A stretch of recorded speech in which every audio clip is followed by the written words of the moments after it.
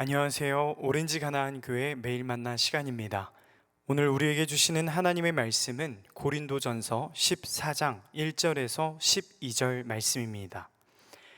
함께 읽으며 오늘 일용할 양식 나누겠습니다. 사랑을 추구하며 신령한 것들을 사모하되 특별히 예언을 하려고 하라. 방언을 말하는 자는 사람에게 하지 아니하고 하나님께 하나니 이는 알아듣는 자가 없고 영으로 비밀을 말함이라. 그러나 예언하는 자는 사람에게 말하여 덕을 세우며 권면하며 위로하는 것이요 방언을 말하는 자는 자기의 덕을 세우고 예언하는 자는 교회의 덕을 세우나니 나는 너희가 다 방언 말하기를 원하나 특별히 예언하기를 원하노라. 만일 방언을 말하는 자가 통역하여 교회의 덕을 세우지 아니하면 예언하는 자만 못하니라. 그런즉 형제들아, 내가 너희에게 나아가서 방언을 말하고 계시나 지식이나 예언이나 가르치는 것으로 말하지 아니하면 너희에게 무엇이 유익하리요? 혹 필이나 검은고와 같이 생명 없는 것이 소리를 낼 때에 그 음의 분별을 나타내지 아니하면 필이 부는 것인지 검은고 타는 것인지 어찌 알게 되리요? 만일 나팔이 분명하지 못한 소리를 내면 누가 전투를 준비하리요? 이와 같이 너희도 혀로서 알아듣기 쉬운 말을 하지 아니하면 그 말하는 것을 어찌 알리요? 이는 허공에다 말하는 것이라. 이같이 세상의 소리의 종류가 많으나 뜻없는 소리는 없나니 그러므로 내가 그 소리의 뜻을 알지 못하면 내가 말하는 자에게 외국인이 되고 말하는 자도 내게 외국인이 되리니 그러므로 너희도 영적인 것을 사모하는 자인즉 교회의 덕을 세우기 위하여 그것이 풍성하기를 구하라. 아멘. 고린도에서 조금 북쪽으로 올라가면 델포이라는 곳이 있습니다. 그곳 아폴로 신전에서는 국가의 중대사를 결정하는 신탁이 행해졌습니다. 당시 신전의 여사제였던 피티아는 바위 틈새에서 피어오르는 유독가스를 마시며 환각 상태에 빠지곤 했습니다. 신령한 영이 임했다고 믿어지는 순간 그녀는 머리를 미친 듯이 흔들며 눈이 뒤집힌 채 괴성을 지르기 시작했습니다. 그리고 인간의 논리적인 언어가 아닌 황홀경에 빠져 음절이 다 깨져버린 웅얼거림을 뱉어냈습니다. 당시 헬라 사람들은 이처럼 이성이 마비된 상태에서 나오는 통제 불가능한 소리를 신이 인간의 몸을 빌려 직접 말하는 가장 고결하고 신령한 영적 상태로 숭상했습니다. 델포이의 신탁이 국가적인 엘리트 종교였다면 고린도 서민들을 집어삼킨 종교는 풍요의 신, 포도주의 신, 디오니소스 신비 종교였습니다. 이들은 밤이 되면 고린도 외곽의 산이나 어두운 신전 모퉁이에 횃불을 들고 섰습니다. 그리고 귀를 찢는 듯한 피리 소리와 거친 북소리, 꽹가리 소리에 맞추어 광란의 춤을 추기 시작했습니다. 고린도전서 13장에서 바울이 사랑이 없으면 울리는 꽹가리와 같다라고 표현했을 때 고린도 성도들의 머릿속에 즉각적으로 떠오른 것은 바로 이 디오니소스 집회 광경이었을 것입니다. 독한 포도주와 격렬한 음악에 취해 육체적인 한계에 다다르면 마비된 이성은 자아 밖으로 탈출하는 이른바 엑스타시스, 황홀경, 무아지경 상태에 빠집니다. 그 절정의 순간 그들은 거품을 물고 쓰러지거나 알아들을 수 없는 소리를 지르며 카타르시스를 느꼈습니다. 이 뿌리 깊은 종교적인 배경 속에 살던 고린도 교회 성도들은 예수를 믿고 성령을 받아 비로소 참된 은사인 방언을 경험하게 된 것입니다. 문제는 바로 여기에서 시작됩니다. 고린도 교회의 상류층 성도들은 예수를 믿으면서 과거 델포이나 디오니소스 사제들이 접신해서 찢어질 듯 외쳤던 그 무아지경의 모습을 교회 안으로 가지고 들어온 것이었습니다. 예배가 시작되자마자 여기저기서 자리에서 일어나서 방언을 소리 높여 과시하기 시작했습니다. 지성의 스위치를 꺼버린 채 마비된 이성으로 목이 찢어져라 소리를 내질렀습니다. 교회는 순식간에 무질서와 불통, 광란의 도가니가 되었습니다. 그들이 은사를 그토록 불순하게 사용했던 이유는 단 하나였습니다. 내가 교회 안에서 가장 신령한 사람, 가장 영적인 위치에 있는 사람이 되고 싶다는 교만 때문이었습니다. 은사로 계급을 나누고 급을 매기다 보니 방언을 하지 못하는, 또 제대로 교육받지 못한 가난한 노동자들, 노예 성도님들은 어떻게 되었겠습니까? 그 광경을 멀뚱히 바라보며 철저히 소외되었고 자책하며 공동체 중심에서 밀려났습니다. 이 지점에서 오늘을 살아가는 우리에게 무거운 질문을 던지고 싶습니다. 작두를 타는 무당의 모습이나 귀가 터질 것 같은 클럽 안에 음악에 취해 있는, 그래서 정신없이 춤을 추고 있는 사람들의 모습이나 교회 안에서 땀을 흘리고 소리를 지르며 방언으로 기도하는 사람들의 모습은 도대체 무엇이 다른가요? 우리는 아마 쉽게 대답할 것입니다. 대상이 다르죠. 우리는 귀신이 아니라, 음악이 아니라 하나님께 기도하는 것이고 성령을 받아서 방언하는 것 아닙니까? 그러나 우리의 은사 사용 속에, 교회 안에서 모임과 삶의 자리 속에 여전히 뿌리 깊은 교만함이 도사리고 있다면, 내가 누군가보다 더 영적으로 우월해지고 싶은 마음이, 교만한 그 마음이 내 마음에 가득 차 있다면, 과연 우리는 진정으로 하나님께 예배하고 있는 것일까요? 아니면 나를 예배하고 있는 것일까요? 디오니소스 신전의 사제들이나 오늘 굿판의 무당들도 어떠한 영에 사로잡혀 빙의되어 혀를 굴립니다. 그렇다면 지금 우리의 혀를 움직이고 있는, 우리의 입을 통해 나가는 그 소리와 말들은 정말로 하나님의 영에 의한 것이 맞습니까? 이성이 마비되고 예배가 무질서해지고 성도 간의 급이 나누어지고 누군가 소외되고 고립되며 영적인 단절과 불통만 가득하다면, 지금 우리를 기도하게 하는 그 주체는 성령이라 말할 수 있을까요? 신앙생활에는 그냥이라는 것은 없습니다. 그냥 믿고 그냥 사는 것은 신앙이 아닙니다. 하나님의 말씀을 무시한 채 좋은 의도만 가지고 번제단을 맨손으로 잡았던 웃사는 즉사했습니다. 호세아 선지자는 이스라엘 백성들이 무지해서 망한다고 외쳤습니다. 알아야 합니다. 정확하게 분별해야 합니다. 지금 우리를 움직이게 하는 그 영적인 힘의 실체는 도대체 무엇인가요? 우리는 이제 이 말씀 앞에, 말씀의 거울 앞에 서서 기존의 낡고 왜곡된 신앙을 바르게 고치시는, 리폼 하시는 성령 하나님을 통해 하나님의 말씀을 온전히 드러내시는 그 아름다운 모습으로, 하나님이 기뻐하시는 삶으로 트랜스폼, 변화되기를 소망합니다. 본문 1절과 2절 말씀 함께 읽겠습니다. 사랑을 추구하며 신령한 것들을 사모하되 특별히 예언을 하려고 하라. 방언을 말하는 자는 사람에게 하지 아니하고 하나님께 하나니 이는 알아듣는 자가 없고 영으로 비밀을 말함이라.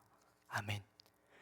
성경은 가장 먼저 사랑을 추구하라 명령합니다.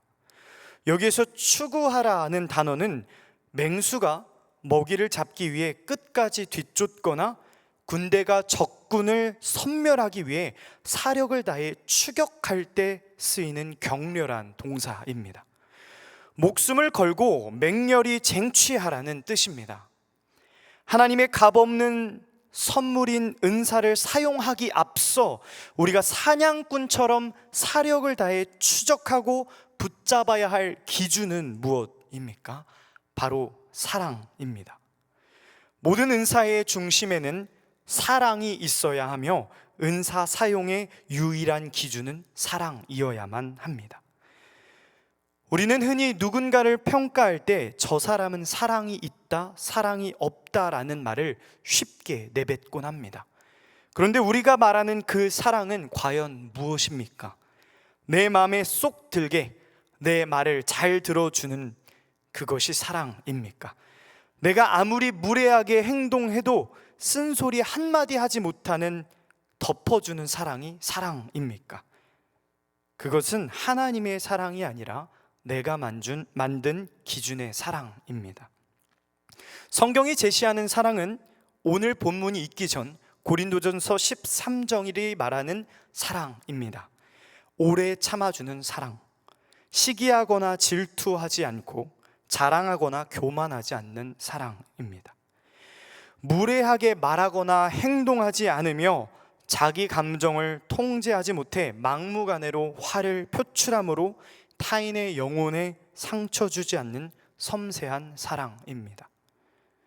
자신의 유익이 아니라 철저히 타인의 유익을 구하는 사랑이며 하나님의 말씀에서 벗어났을 때 단호하게 아니라고 말할 수 있는, 잘못되었다고 말할 수 있는 정의로운 사랑이자 진리이신 예수님을 끝까지 따르는 사랑입니다. 이 사랑은 결코 대강대충 할 수 있는 저렴한 감정이 아닙니다. 깊이 생각하지 않으면 할 수 없는 사랑입니다. 내 이성을 똑바로 부여잡고 굳은 의지를 담아 매 순간 자아를 쳐서 복종하지 않으면 지속할 수 없는 고난이도의 사랑입니다. 끊임없이 타인의 처지를 살피고 내가 이렇게 하면 저 형제가, 저 자매가 아파하겠지? 고통스러워하겠지? 어떤 아픔을 느낄까 고민하며 고통의 민감성을 가지고 할 수 있는 사랑입니다. 무엇보다 이 사랑은 혼자서 일방적으로 만족하는 사랑이 아니라 주고받는 철저한 관계적인 사랑입니다. 즉 인간의 지성과 의지와 감정, 지정의 전체를 총동원하여 나를 넘어 타자를 향해 달려가는 것, 이것이 성경이 말하는 하나님의 사랑입니다. 성경은 방언이나 예언 같은 은사를 설명하기 전에 이 기준부터 올바로 세워져야 한다 말씀합니다. 전 인격을 동원한 이 사랑이 모든 은사의 뿌리가 되어야 한다. 모든 교회의 삶의 뿌리가 되어야 한다. 내 자신의 인생의 뿌리가 되어야 한다 라고 말합니다. 이 사랑을 중심에 두고 일하시는 성령께서는 은사를 통해 결코 나를 과시하지 않게 하시며 나를 넘어 타인을 세우고 타인들이 모인 공동체를 건강하게 세워 가십니다. 성령의 은사를 올바로 사용하면 사용할수록 이성이 마비되는 것이 아니라 무엇이 하나님을 기쁘게 하시는 일인지, 무엇이 형제자매를 유익하게 하는 것인지 고민하게 되므로 오히려 이성이 깨어납니다. 어두침침하고 무분별한 무질서로 떨어지는 것이 아니라 예수 그리스도께서 세우신 건강한 질서 안에서, 건강한 질서 아래에서 분별하는 눈이 깨어나게 되는 것입니다. 꽉 막힌 불통의 공간에서 홀로 신령한 척하며 예수 무당이 되는 것이 아니라 공동체의 덕을 세우기 위해 소통하고 순환하게 됩니다. 물론 방언은 소중한 은사입니다. 성령의 도우심으로 우리의 일상적인 언어로는 다 표현할 수 없는 깊은 영혼의 고백을 하나님께 드리며 주님과 깊은 연합을 맺는 개인적인 기도입니다. 본문 4절 말씀을 보면 방언이 하나님과 친밀한 만남을 통해 개인의 영혼을 풍성하게 세운다, 덕을 세운다 인정합니다. 그러나 동시에 성경은 예언이 교회의 덕을 세운다고 강조하며 예언하기를 더 사모하라고 권면합니다. 그렇다면 성경이 말하는 예언이란 도대체 무엇입니까? 내가 기도해 보니까 이혼하라 하시더라. 내가 기도해 보니까 그 집을 사라고 하시더라. 이 대학에 가라 하시더라. 주식이나 비트코인을 사라고 하시더라. 말하며 사적인 욕망을 채워주는 쪽집게식 미래의 점술입니까? 예언은 헬라어로 프로페테이아, 뭐뭐 앞에라고 뜻하는 프로와 말하다라고 하는 페미가 합쳐진 단어입니다. 여기서 뭐뭐 앞에라고 말하는 표현은 미래의 시간적인 의미가 아니라 청중들이 있는 공간적인 의미를 말하고 있습니다. 즉 예언이란 사적인 골방에서 미래를 맞추는 행위가 아니라 청중들 앞에 서서 하나님의 말씀을 신실하게 대언하는 것을 의미합니다. 우리에게 필요한 하나님의 계시는 이미 성경을 통해 충족하게, 충만하게, 풍족하게 채워졌고 주어졌습니다. 첫째는 기록된 말씀인 성경이요, 둘째는 그 성경을 바탕으로 하는 강단에서 선포되는 말씀인 설교이며, 마지막으로 셋째는 기록된 말씀과 선포된 말씀이 가르치고 있는 실체, 곧 예수 그리스도입니다. 따라서 우리가 사람들 앞에서 해야 할 참된 예언은 이미 우리에게 주어진 성경과 설교와 예수 그리스도를 바르게 전하는 것입니다. 이 예언의 과정에서 가장 경계해야 할 것은 내 자의적인 해석이나 개인의 탐욕을 성경에 투사하는 건강하지 못한 해석입니다. 만약 분별력이 없이 마구잡이로 성경을 해석하고 뱉어낸다면 그것은 오늘 말씀이 드러내고 있는 피리인지 거문고인지, 전쟁을 나가라고 하는 나팔인지, 축제를 하라고 하는 소리인지 도무지 알 수 없는 소음이 되고 말 것입니다. 그러므로 성경의 해석에는 온전히 하나님의 뜻만 드러나도록 우리의 시선이 오직 예수 그리스도만을 향하도록 돕는 안전장치가 필요합니다. 그것이 바로 바르고 건강한 신학입니다. 몸이 아프면 의학을 전공한 의사를 찾아가 치료를 받아야 하고, 법적인 문제가 생기면 법학을 전공한 변호사의 도움을 받아야 하듯 성경을 해석할 때 역시 전문적인 신학 훈련을 받은 사역자의 지도가 필수적입니다.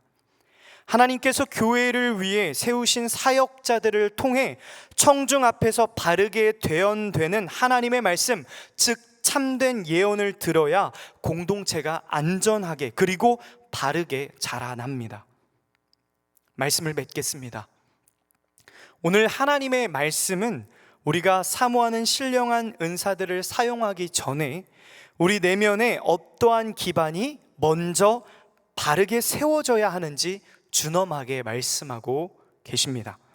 그것은 지성과 감정과 의지가 총동원되어 나와 타인 그리고 교회를 세우는 사랑이 있어야 했습니다.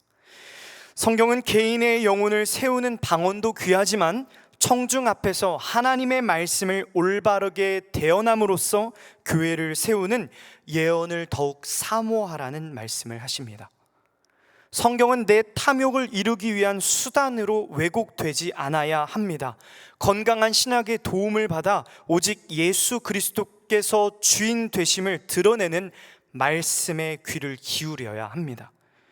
그리고 이제는 우리가 그 말씀을 따라 세상 속에서 말씀을 살아내는 삶을 살아야 합니다. 기독교는 초능력이나 요행을 바라는 종교가 아닙니다. 탐욕을 채워주는 종교가 아닙니다. 이미 모든 것을 우리에게 주신 차고 넘치는 충분하고 넉넉한 하나님의 말씀 안에 계시된 예수 그리스도를 따르는 삶이 기독교이며 그 삶이 곧 믿음이며 믿음이 곧 우리의 삶인 줄 믿습니다. 우리는 꼭 기억해야 합니다. 하나님께서 우리에게 값없이 주신 수많은 선물 중에 가장 위대한 은사는 예수 그리스도 한 분뿐이십니다. 영적인 급을 나누고 마음을 좁히며 불통과 무질서 속에서 이성을 마비시키는 종교에 머물지 맙시다. 나의 만족만을 위해 은사를 소비하는 인생을 넘어 이미 우리에게 전부로 주신 예수 그리스도를 풍성히 누립시다. 모두가 하나님의 자녀로 하나님께서 주신 가장 큰 선물인 예수 그리스도를 기뻐하고 예수 그리스도와 동행하며 그분을 향유하는 참된 복음의 길로 나아갑시다. 우리의 전인격을 통해 하나님의 사랑을 흘려 보낼 때 성령께서는 우리를 통해 생명을 살리시고 교회를 풍성하게 하실 것입니다. 우리의 삶에 오직 주인 되신 하나님의 영광만 드러내는 교회, 그리고 우리의 삶이 되기를 주님의 이름으로 간절히 기도하겠습니다. 이미 우리에게 모든 진리의 말씀을 주신 하나님, 말씀의 거울 앞에 서서 우리가 하나님께서 친히 내어주신 하나님의 존재로 섭니다. 살아있는 말씀과 관계하는 것이 아니라 끊임없이 탐욕을 갈망하며 하나님까지도 소비하고 이용하며 나의 삶과 가정을 소비하고 착취하고 있지는 않았는지 정직하게 우리의 모습을 비추어 봅니다. 성령 하나님, 고장난 우리의 전인을 고쳐주시고 구부러진 우리의 존재를 말씀의 다림줄로 다시 곧게 올바르게 서게 하여 주시옵소서. 이제는 탐욕을 위해 사는 삶이 아닌 예수 그리스도를 따르는 삶으로, 하나님의 영광을 위해 사는 삶으로 살기를 원하오니 하나님께서 다시 우리의 삶의 주인 되시고 하나님께서 다시 우리 교회의 삶을, 우리 교회를 통치하여 주시옵소서. 하나님께서 주신 가장 큰 선물이신 예수 그리스도의 이름으로 기도합니다. 아멘.